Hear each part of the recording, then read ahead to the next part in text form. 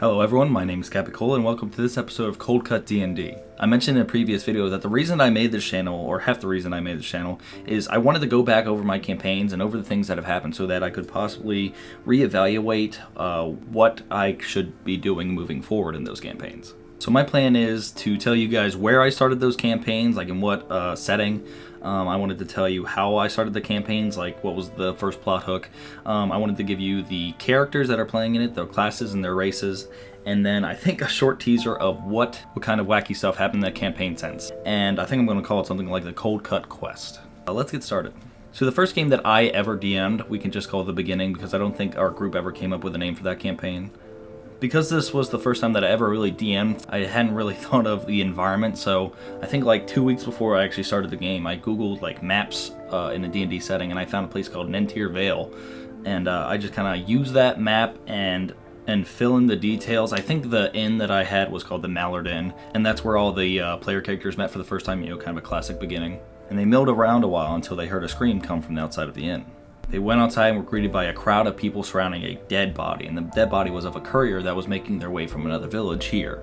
It looks like that he had been robbed. It looks like his satchel has been completely empty of anything that might have been held inside it, like mail or letters or packages, except for one tightened fist filled with an envelope that read that the local lord of Garderin, Habert Jockhart, is calling for help with some elves that have been kind of causing too many troubles in the surrounding area.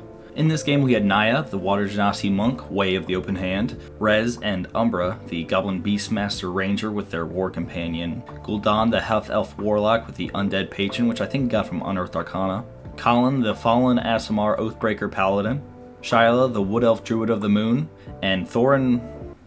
that's not right. And Thorin, the Mountain Dwarf Trickery Cleric. I don't know if I should include that one really, because that was my brother trying to come and play a game with me, and he played one session and quit.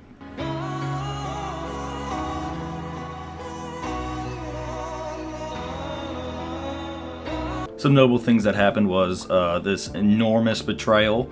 Colin, the paladin, falling in love with a bear, but it's Shyla when she's in bear form. It's very complicated. Meteors and a romp through the Feywild.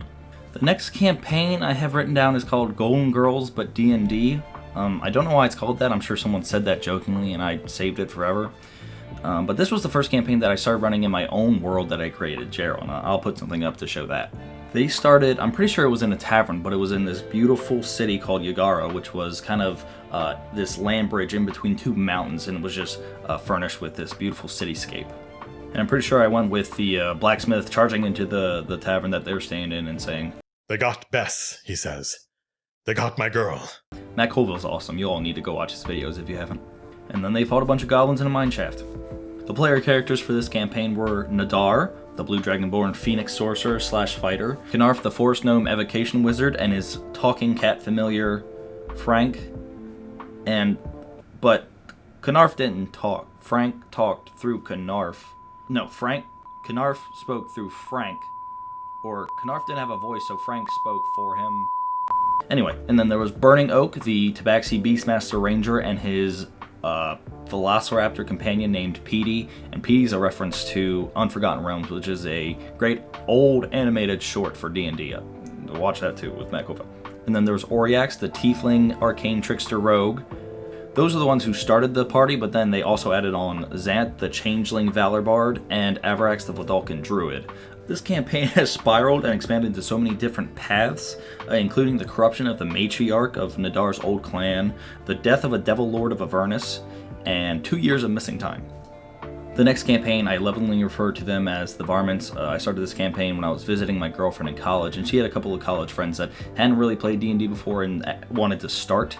So they made their characters. I think they started on the road on the way to the mission being ridding a ruined castle of its wicked inhabitants, like fighting gnolls, goblins, wargs, things of that nature. Because of the distance, we don't really play too often anymore, and every time we do, we have to play virtually. We usually play through Roll20, but every time we play, it's a great time. The player characters for that campaign would be Krishgana, the Blue Dragonborn Warlock of the Archfey, specifically Zebekiel, which I don't know if it's canon to D&D, or Faerun or whatever. The Red Siren, the Drow Swashbuckling Rogue, Valkyria Ulana, the half-elf, half-dragonborn Eldritch Knight, and Philip, the mountain dwarf totem barbarian. We haven't progressed too much in that campaign, but the Red Siren has been reunited with her old crew, which were kind of swept out from underneath her by another captain, and Valkyria has been given the location, the details of where her brother might be held, which he's been missing for, who knows how long. This next campaign that I called Grim Adventures actually only started with 2 people, and they were Gar Borrelwood, a ghostwise halfling monk, Way of the Elements, / Druid of the Stars, and Melancholy Heartsbane, the half-elf lore bard. And the player for Gar is actually a really great artist, and he drew a sketch of what Gar looks like, and I'll put it up right here. And he's just got this worn face from something that his people suffer from called the Rot. And now he has to wear this primitive skull, I think it's iron mask. I think the plan was, because there were only 2 of them, and because Gar was a ghostwise halfling, he could talk into Melancholy's head, and Melancholy could respond in his head, and they would never have to talk out loud unless they were talking to other people, making it kind of a secretive connection. But after 2 more players joined the campaign, that made it just kind of a pain in the ass. And those 2 people were Velena, the high elf / moon elf war cleric, and Thakkaran, the half-orc champion fighter. This campaign also started in the Nentir Vale, in a place called Fashamel, and if you actually look at the map,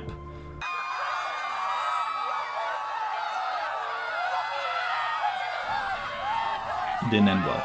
But in the beginning with Gar and Melancholy, they start working with a Robin Hood-like figure, steal from the rich, give to the poor, and after a weird job, a stowaway, an assassination, and ultimately Fashamel being plunged into darkness, only then do they meet Velena and Thak. But there's a prophecy, there's death, promises, disaster, rebirth, all good things show up in this campaign. This next campaign I called the Deacons of Atonement, and I actually took a note out of Matt Mercer's playbook for this one. I split the group in half, and I had each of them run their own session 0 to get them from level 1 to level 2. In one group we had Tala, the drow druid of the shepherd / ranger beastmaster, and her wolf Rakala, and we had Siegfried, the protector Aasimar, vengeance paladin. Siegfried had gotten a job escorting a merchant from Ilragorn to Crest Hill, and Tala followed an enormous omen or sign to actually get to Siegfried, which was, I had this softball-sized bluebird just depicted as this omen for Tala to follow. They named him Twiggy, he's huge. The other group was composed of Zaros, the Minotaur nature cleric, and Biscuits, the Tabaxi Way of the Shadow monk. And they had already been in Crest Hill, and they were looking for a boy that was missing or was potentially snatched from a nearby beach. This campaign had them committed to an ancient order, has them traveling all over Jeral, looking for those needing punishment, and are currently on self-driven paths for redemption. This next campaign, lovingly called Cruising for Finance by one of my players, because one of the main NPCs is named William Feinstein, and they're always chasing him around, so they're just cruising for finance. I don't know. But this campaign starts in Oedipal, which is a portside city that has denizens, humanoid and fae alike. It's a mixture, it's an amalgamation of the 2 cultures ever since a large number of fae kind of came over from the Feywild and took up inhabitants here. The story opens at a newly opened tavern called Tep & Company, which is run by William Feinstein, this nice lovely human, and the head cook happens to be Sorrel, the stout halfling hearth cleric, which I think is homebrewed. Because of their recent opening, they're having a very large dinner, and they're having one of the Oedipal devotees, kind of the small council that helps run and govern Oedipal, over for dinner. And this turned into an enormous event where Zane is also invited, Zane being an Aarakocra evocation wizard. And the food was delicious. I think Sorrel actually rolled an actual 20 to make the meal in the first place. Unfortunately, half the meals are poisoned. With a good number of dead or dying dinner guests, and William Feinstein being carted away, taking the blame for what had happened here, Sora enlists the help of some of the unpoisoned patrons to try and help clear Feinstein's name, including Ember, the Fire Genasi Druid, and Finn, the Triton Fighter. We had a couple players leave and some new players start, so the ones that are currently in the game are Sorrel, Tabby, the Tabaxi Druid of the Moon, Big Time Timmy Jim, the Mountain Dwarf Horizon Walker Ranger, and Zane that I had mentioned already. And I should also mention Rez and Umbra are in this campaign from my very first campaign. They kind of wandered around after that campaign ended and made their way to this group. These heroes have been captured, caged, put to work, and have recently been given access to a Jin's estate, all par for the course trying to get rid of the dragon plaguing the land. This next campaign I call the Ascent, and this is a game that I've been playing the most recently, and it's a West Marches game. If you're unfamiliar with what a West Marches game is and its concept, Matt Colville put out a really great video explaining how it's supposed to work, and I'll put that in the description below. But to put it simply, it's a D&D pickup game. Essentially, I have a bounty board in a Discord server that's full of missions, and people can go and say, oh, I want to come on this mission, who's free to do this Friday at this time? And whoever signs up comes and plays and levels up and gets gear and whatever. But there's a lot of players in this campaign, so let me try and get through them. There's Lieutenant Rhett, the Tiefling Assassin Rogue. There's Sergeant Isran, the Yalm-T Warlock with the Seeker Patron. There's Bouldergut, the Mountain Dwarf Wild Soul Barbarian / Wizard. Drud, the Orc Beast Barbarian, full Orc. There's Grunk, the full Orc Vengeance Paladin. Crudlow, the half Orc Ancestral Guardian Barbarian. Honest Obe, the Hill Dwarf Devotion Paladin. Emeros, the Loxodon Knight Fighter. Sawbones, the Githzerai Way of Mercy Monk. Kedavir, the Vidalcan Artillerist Artificer. Lucas, the Human Sea Sorcerer. Raksha, the Simic Hybrid Druid of the Wildfire. And Varric, the Human Assassin Rogue / Fighter.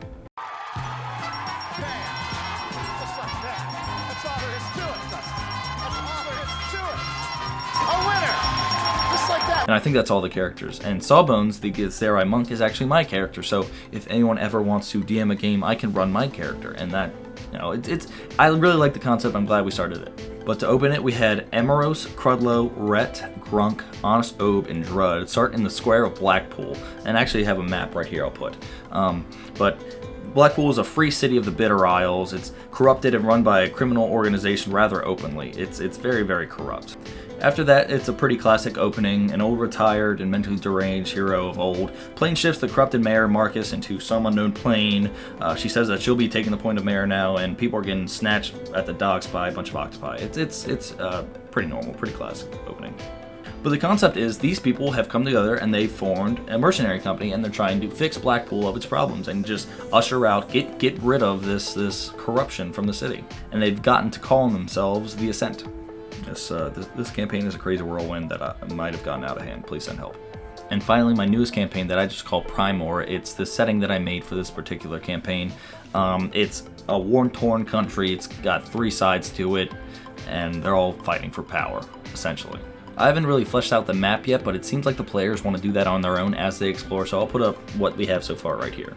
Minio, the Centaur Samurai, arrives in Adderbrook looking to pledge fealty to one of the royal families, specifically Satori Evermont, who is a lord of Adderbrook and is serving under the rightful king, Witchstrong. While meeting with the lord's advisor, Mordecai, 2 followers from the Elemental Order barge in, one of them being Kalen, the Protector Asimar Phoenix Sorcerer. They make demands of Mordecai, saying that there's a problem that needs to get done, and Mordecai suggests that Minio and Kalen go and resolve this issue together. If they succeed, Minio can serve underneath King Witchstrong and Lord Satori Evermont. All the while, Syl, the winged Dalish Druid of Dreams and Beastmaster Ranger, with her wolf Fenris, watch and wait outside of a small abandoned quarry, waiting for an opportunity to rescue the long abandoned relic that's still inside. And after some crime and betrayal, the party has a long way to go to find some justice. But that is all the campaigns that I'm currently running. I apologize for the change in lighting. My girlfriend got this at Dave & Buster's. It's a little ring light. I think you attach it to the end of your phone for selfies. But I'm trying to use it for YouTube, and it's obviously going very well. Anyway, thank you guys so much for watching. Please leave a comment down below about which of the campaigns you have the most connection with, or which one you want to hear more about, and I'll take that in consideration when I make my next videos. Have a good one. Thanks, guys.